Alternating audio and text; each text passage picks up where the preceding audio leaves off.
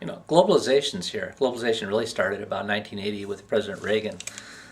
We used to ship products overseas, and now what we're doing is shipping jobs overseas. The reason is people over in other countries will work so much cheaper than people can in America. It's like 10 times less costly to hire a person in India than it is here. And so that's really what it's about. It's about making it more profitable for American businesses so that they can, earn more money because they don't have to pay American workers.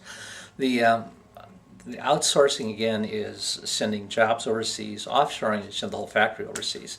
What's made this possible is the fact that we have, again, that cheap labor in other countries, but we also have cheap oil, which makes it easy. It makes it affordable to ship goods for 70,000 miles.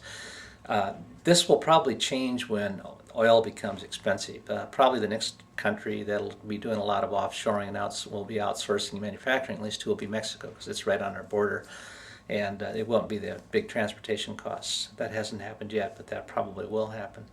The advantages of our country is we have a stable government, and basically you don't have to worry about an overthrow of a regime. We also have good infrastructure. You can ship things. We also have good telephone service and all that stuff. Other countries don't necessarily have that. When you're dealing with other countries, and there are cultural differences, the example being there's really no concept of a contract in a lot of Asian countries. Basically, the way it works is you sign the contract, you start work, and then you negotiate and change as you are in the process. While in our country, you sign the contract, that's it, and you have to follow the contract even if it means you're going to go broke. There's no concept of that. Also, in a lot of Asia, there's no concept of intellectual property.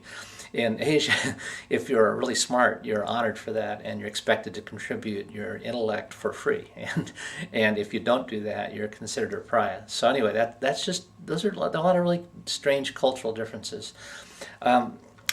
It's just a different world, and globalization is the world you're in, and I think it's going to change radically. But it's really very different right now, and that's the world you're in, and so you've got to figure out how you're going to be successful in this new world of global markets.